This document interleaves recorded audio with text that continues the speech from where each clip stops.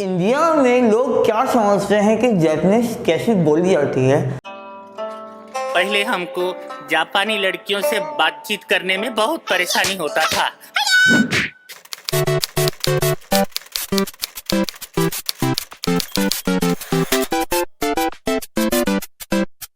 Hey guys, my name is Akshay Agarwal and welcome to our channel Poi Poi Japanese. तो आज हम बात करने वाले हैं कि यार इतनी सारी फॉरेन लैंग्वेजेस मार्केट में हैं। French, German, Italian, Japanese, Chinese, Korean, Spanish. मैं कौन सी सीखूं? कौन सी लैंग्वेज सीखने से मुझे फ्यूचर में बेनिफिट हो सकता है, मैं अच्छे पैसे अर्न कर सकता हूँ, एक सिक्योर जॉब मुझे मिल सकती है। तो ये सब बातें आज मैं आपको बताने वाला हूँ कि इंडिया के अंदर कौन सी फॉरेन लैंग्वेज सीखना इस टाइम पे बेनिफिशियल है। उससे पहले मैं आप लोगों को ये बता दूं कि ये वीडियो का सेकंड पार्ट है। फर्स्ट पार्ट में मैंने बताया था कि फॉरेन लैंग्वेज क्यों सीखे। पहले तो आपको ये पता होना चाहिए कि आपको फॉरेन लैंग्वेज सीखनी ही क्यों है, उसके क्या बेनिफिट्स हैं। तो इसके लिए मैंने एक स्पेसिफिक वीडियो बनाया था। तो फॉरेन लैंग्वेज के ऊपर जो फर्स्ट पार्ट का वीडियो है, इस वीडियो का लिंक मैं डिस्क्रिप्शन में ऐड कर दूंगा। तो इस वीडियो को देखने से आपको ये पता लग जाएगा आपको फॉरेन लैंग्वेज सीखनी क्यों है। अगर आपको ये पता है कि मुझे फॉरेन लैंग्वेज क्यों सीखनी है, तो फिर हम ये देखेंगे कि मुझे कौन सी फॉरेन लैंग्वेज सीखना बेनिफिशियल रहेगा। तो काफी टाइम हो गया आप लोग डमरू सान से मिले। आई होप आपने डमरू सान को मिस किया होगा। तो चलिए एक झलक उनकी मैं दिखाता हूँ। हे गाइस, कैसे हैं आप लोग? मैंने आप लोगों को बहुत ज़्यादा मिस किया यार। आज का वीडियो बहुत ही सीखने और सिखाने वाला होने वाला है। तो अभी की अभी हमारे चैनल को सब्सक्राइब करें और इस वीडियो को एंड तक जरूर देखें। तो मेरा टाइम हो गया अभी जाने का, मैं चलता हूँ और आऊँगा वीडियो के एंड में।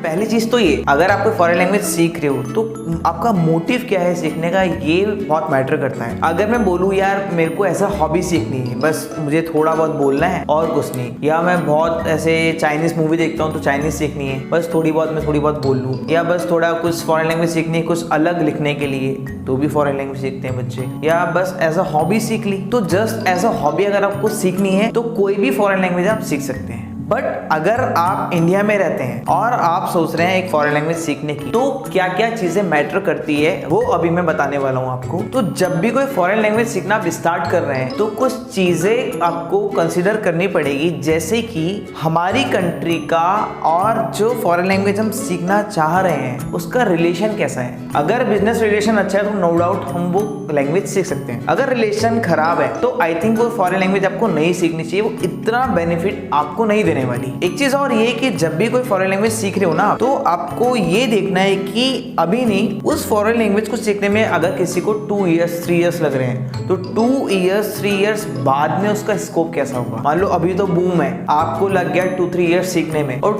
2-3 इयर्स बाद उसका कोई स्कोप ही नहीं है, डिमांड ही नहीं है कोई मार्केट में, तो ऐसी फॉरेन लैंग्वेज सीखने का भी कोई फायदा नहीं है। अभी डिमांड हो या इन फ्यूचर भी डिमांड रहे, वही फॉरेन लैंग्वेज आपको सीखना स्टार्ट करना है। अब जैसे कि मैं बात करूं चाइना के साथ, अब चाइना की वजह से आप लोगों को पता ही यार क्या चल रहा है। तो इस कोविड पेंडेमिक में अगर कोई चाइनीज सीखेगा तो उसको उतना बेनिफिट नहीं मिलेगा जितना कोविड से पहले था, क्योंकि कोविड-19 से पहले ऑब्वियस चाइना से इंपोर्ट काफी था, बिजनेस काफी था, तो उस टाइम अगर कोई चाइनीज सीखता तो हाँ बेनिफिशियल होती। बट मैं बात करूं अभी की, तो अगर कोई चाइनीज सीखेगा तो उतनी जॉब्स नहीं है, उतना बिजनेस नहीं है, धीरे धीरे कम हो रहा है, तो उतना बेनिफिट उसको नहीं मिलने वाला है। तो आपको वो फॉरेन लैंग्वेज सेलेक्ट करनी है जिसका रिलेशन, बिजनेस रिलेशन हमारी कंट्री के साथ बहुत अच्छा है, मार्केट में नई नई जॉब्स आती रहे, बिजनेस आता रहे, तो उस तरीके से अच्छा पैसा जनरेट होगा और अच्छी इनकम आप कर सकते हैं। दूसरा पॉइंट बहुत इंपॉर्टेंट है और ये है डिमांड एंड सप्लाई के ऊपर। तो जब भी आप कोई फॉरेन लैंग्वेज सीखना स्टार्ट करें तो आपको ये देखना है कि मार्केट में उसकी अभी क्या डिमांड चल रही है और क्या सप्लाई चल रही है। डिमांड मीन्स कितनी जॉब्स बिजनेस मार्केट में है एंड सप्लाई मीन्स कितने लोग उसको सीख रहे हैं। अगर मैं अपने एक्सपीरियंस से आप लोगों को बताऊं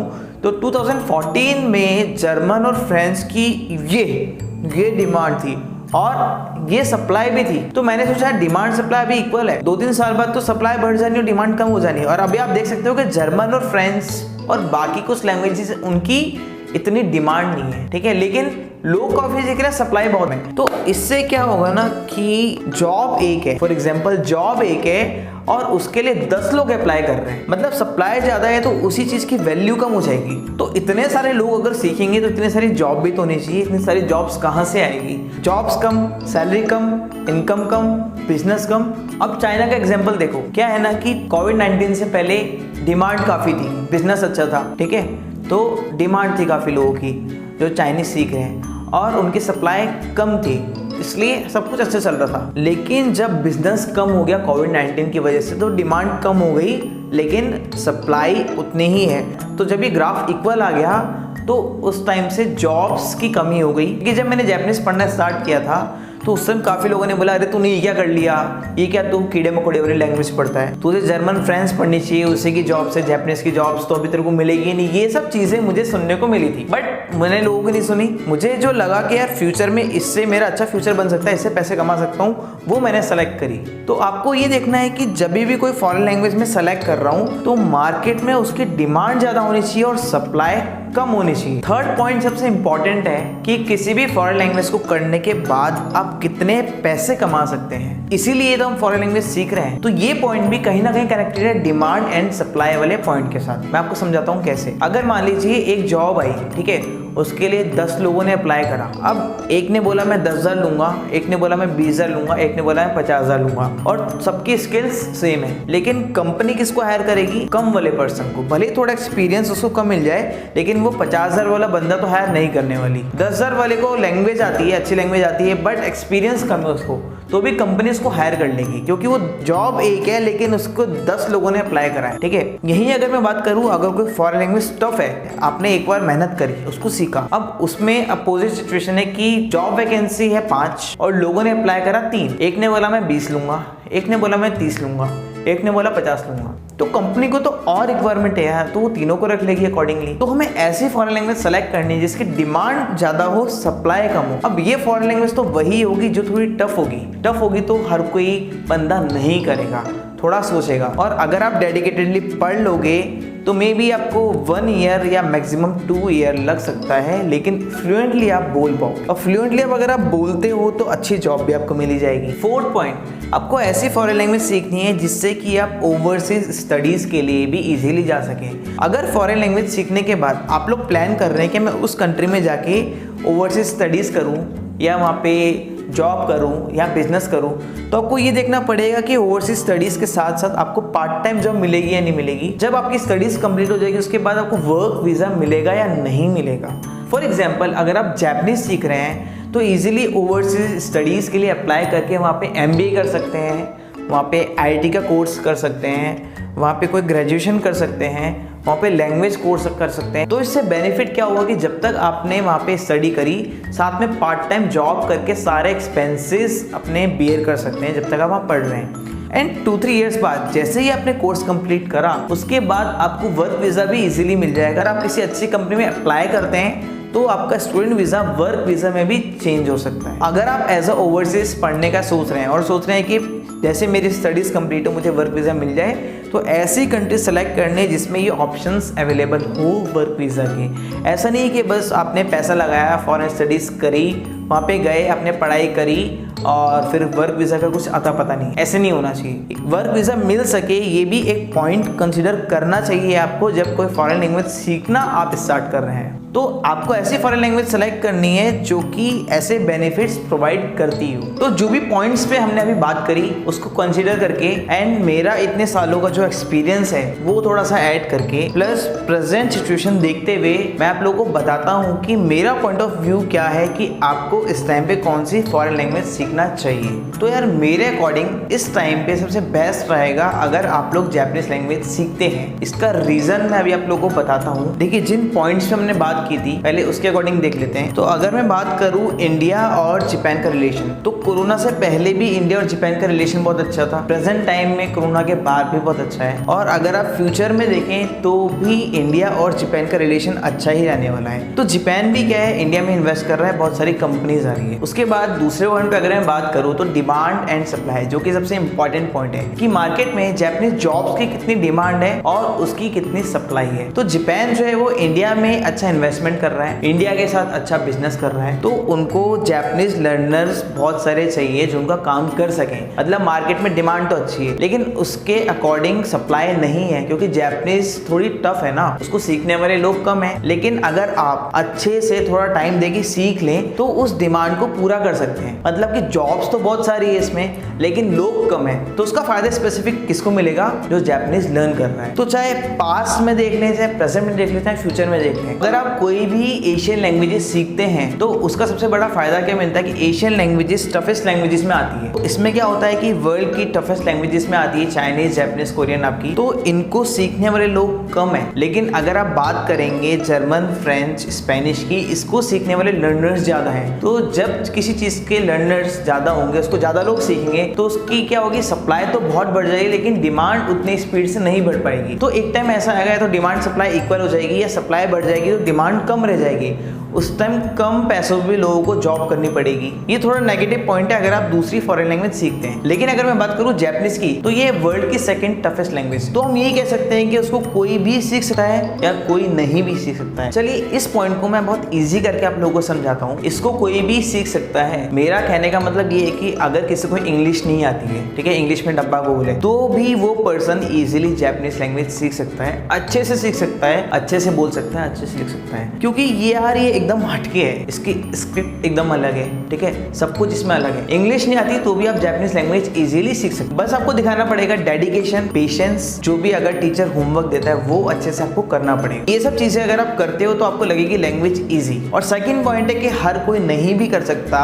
इसका मतलब ये है अगर कोई सोचता है तो बहुत ईजी है, मैं तो ऐसे कर लूंगा चुटकियों में, या इसमें मैं तो 3 महीने में सीख लूंगा, मैं तो 2 महीने में सीख लूंगा, तो ऐसे लर्नर्स को मैं पहले बोल दूं नहीं भाई, अगर आप जापानीज सीखने का सोच रहे हैं तो इसमें टाइम लगेगा। कम से कम 1 से 1.5 साल आप लेके चलिए कि अगर पेशेंसली आप जापानीज सीखते हैं तो इतना आपको डिवोट करना ही पड़ेगा। तो अगर किसी चीज को हम बहुत जल्दी सीखते हैं तो इतना ग्रेस्प हम कर नहीं पाते, और लैंग्वेज जो है वो इतनी जल्दी आप सीख नहीं सकते, थोड़ा टाइम तो आपको देना पड़ेगा उसमें। तो कहने के तो जापानीज वर्ल्ड की सेकंड टफेस्ट लैंग्वेज में से है, लेकिन आप पेशेंस रख के पूरे डेडिकेशन के साथ 1.5-2 साल इसमें डिवोट कर दें तो इजीली लैंग्वेज सीख सकते हैं। और अगर 1.5-2 साल आपने दे दिया तो अच्छे पैसे भी इसमें कमा सकते हैं। अच्छा, नेक्स्ट पॉइंट ये है कि जापानीज जो है वो वर्ल्ड की 9th मोस्ट स्पोकन लैंग्वेजेस में आती है। लेकिन अगर आप जापानीज सीखते हैं तो सबसे बड़ा फायदा आपको क्या मिलता है? इंग्लिश जो है वैसे तो वर्ल्ड में यूनिवर्सल लैंग्वेज उसको माना जाता है, लेकिन अगर कोई पर्सन जापान जाएगा तो उसको बहुत प्रॉब्लम होने वाली है अगर उसको जापानीज नहीं आती है। इसका रीजन ये कि जापानीज जो है वो इंग्लिश में इतने अच्छे नहीं होते, ठीक है। तो अगर आप वहाँ पे जा रहे हो तो कॉन्वर्सेशन करने के लिए, उनसे कनेक्ट होने के लिए कोई ना कोई पर्सन ऐसा चाहिए जिसको जापानीज आती हो। जापान में सिर्फ 15 to 20% लोग ही है जो कि इंग्लिश में कॉन्वर्सेशन कर पाते हैं, इंग्लिश में अपनी बात कह पाते हैं। इसलिए अगर कोई भी पर्सन है जिसको जापानीज आती है तो उसकी बहुत वैल्यू मानी जाती है, क्योंकि उनको तो ऐसा पर्सन चाहिए जिसको जापानीज आती हो, इंग्लिश वो लोग यूज करते नहीं है। तो कोई भी बिजनेस डील है, ठीक है, कुछ चीज है, तो वो आपको हायर करेंगे, वो आप लोगों को बुलाएंगे कि यार इसको ट्रांसलेट कर दो। तो जापानीज के अलावा अगर मैं दूसरी फॉरेन लैंग्वेज से इसको कंपेयर करूँ तो आप ये बोल सकते हैं कि उस कंट्री में इंग्लिश काफ़ी अच्छे से बोली जाती है, तो उतना बेनिफिट शायद नहीं मिलेगा, क्योंकि वो लोग अपना काम तो इंग्लिश में भी कर लेंगे, बट जापान में ऐसा नहीं होगा। तो अगर कोई पर्सन जापानीज के साथ काम कर रहा है या जापानीज कंपनीज के साथ काम कर रहा है, जापान के साथ काम कर रहा है, तो उनको जापानीज आनी चाहिए, तो अच्छे से काम हो सकता है। वरना जुगाड़ तो हर जगह चलता ही है। लेकिन जुगाड़ का नहीं बता रहा मैं, प्रोफेशनली आप लोगों को बता रहा हूँ कि अगर आप जापानीज सीखते हैं तो क्या क्या बेनिफिट्स आपको मिल सकते हैं। अब कोविड-19 की वजह से जापानीज लर्नर्स को क्या फायदा हो सकता है और क्या फायदा हो रहा है ये भी मैं आप लोगों को बताता हूँ। अब कोविड-19 आने की वजह से जो भी Japanese, American and Korean companies है वो अपना बिजनेस सेट कर रही है, वहां से उठा के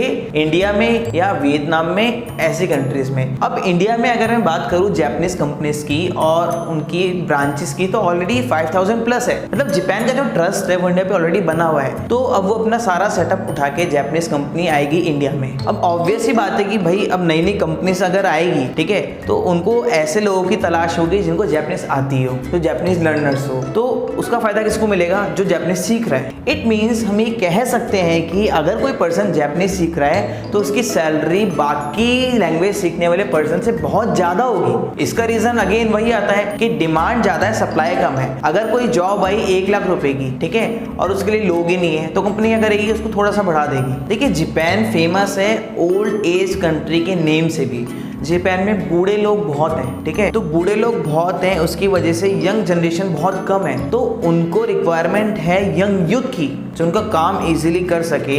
तो उसके लिए जापान को बहुत सारा यंग यूथ चाहिए जो कि मिल सकता है इंडिया से। तो इसका बेनिफिट जापानीज सीखने वाले को कैसे मिलेगा? अगर आपने जापानीज 1.5-2 साल 2.5 साल अच्छे से सीख ली है तो आप जापान में जाके भी काम कर सकते हैं, क्योंकि जापान है बूढ़ों का देश, ठीक है, उनको चाहिए यंग यूथ। एंड इंडिया जाना जाता है अपने यूथ के लिए। हमारे इंडिया में बूढ़े लोग कम है और जवान ज्यादा है, तो दोनों कंट्रीज के लिए विन विन सिचुएशन है। तो यहाँ का यूथ अगर वहां जाके काम करेगा तो एक बैलेंस बना रहेगा। तो ये भी एक रीजन है कि जापान जो है वो इंडिया के साथ अच्छे से काम करना चाहता है, क्योंकि उसको रिक्वायरमेंट है यूथ की, जिसको फुलफिल कर सकता है हमारा इंडिया। तो बहुत बड़ा बेनिफिट मिलेगा अगर आप लोग जापानीज सीख रहे हैं, तो एक अपॉर्चुनिटी आपको मिल सकती है जापान में जाके वर्क करने की। जापानीज सीख के इंटरव्यू क्रैक करके आप वहाँ पे वर्क वीजा के लिए अप्लाई कर सकते हो। तो जापान में ऐसा नहीं होता किसी को कितनी भी सैलरी देती, वहाँ पे फिक्स है। मिनिमम वेजेस जो गवर्नमेंट ने फिक्स कर रखी है वो है मंथ की 1,80,000 येन, बट ये तो मिनिमम है। अगर आप में स्किल है तो आप अच्छे पैसे भी कमा सकते हो। तो जापानीज सीखने का मतलब ये है कि आप भीड़ से हटके चल रहे हो, तो आपको जॉब भी हटके मिलने वाली है और आपकी सैलरी भी सबसे हटके होगी। तो जब सैलरी ज़्यादा होगी तो वर्क करने का मज़ा भी आपको ही आने वाला है। तो जापानीज सीखने के बाद क्या फायदा होता है आपको कि जापानीज लैंग्वेज लर्नर्स की सैलरी बाकी लैंग्वेज लर्नर्स से ज्यादा होती है। अच्छा, एक और मस्त बात क्या है ना कि जापान का जो पासपोर्ट है वो वर्ल्ड में सबसे पावरफुल माना जाता है। तो अगर आप जापान जा रहे हैं, वहाँ पे वर्क कर रहे हैं, वहाँ पे स्टूडेंट वीजा पे जा रहे हैं और आपके पासपोर्ट में जापानीज वीजा लग गया है, तो इजीली आप दूसरी कंट्रीज में भी ट्रैवल कर सकते हैं। या अगर वर्क या बिजनेस या जॉब पर्पस से आप जाते हो तो वहाँ पे जाना आपके लिए बहुत ईजी हो जाएगा। तो गाइस, आज के वीडियो में मैंने आपको बताया कि जापानीज सीख के आप बाकी लैंग्वेज के कंपैरिजन में ज्यादा पैसे कमा सकते हो। देखिए, सब बोलते हैं जापानीज बहुत हार्ड है, जापानीज बहुत हार्ड है, बट मेरा ये मानना है कि it is not hard as you may think. इस चीज को प्रूफ करके दिखाएंगे डमरू सान। तो डमरू सान आ जाइए, बताइए हमारे व्यूअर्स को। जैसे कि संच ने बताया, जापानीज इतने भी टफ नहीं है। मोस्ट ऑफ द लोग सोचते हैं कि जापानीज ऐसी बोली जाती है, चिंग पोंग पोंग चिंग चिंगली, बट ऐसी नहीं बोली जाती। तो इंडिया में लोग क्या समझते हैं कि जापानीज कैसी बोली जाती है? चलो मैं एक झलक दिखाता हूँ आप लोगों को, ये देखिए। पहले हमको जापानी लड़कियों से बातचीत करने में बहुत परेशानी होता था, फिर हमको मिला जापानी ला लैंग्वेज क्लासेस।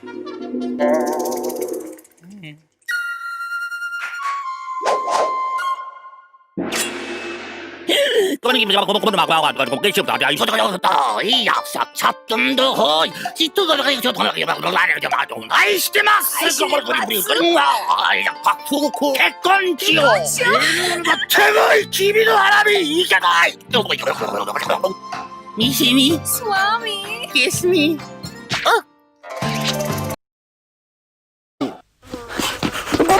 जापानी कैसे जापानी महंगा वाला मेनू निकाल। Welcome sir, love in Tokyo, good Indian food, yum यम,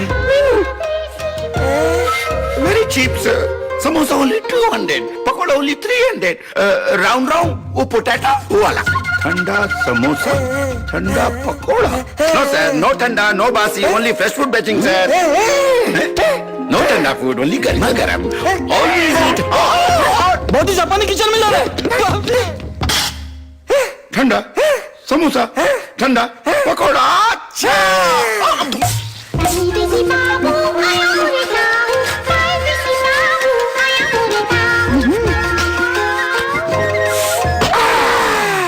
ठंडे के साथ खाना चंगा।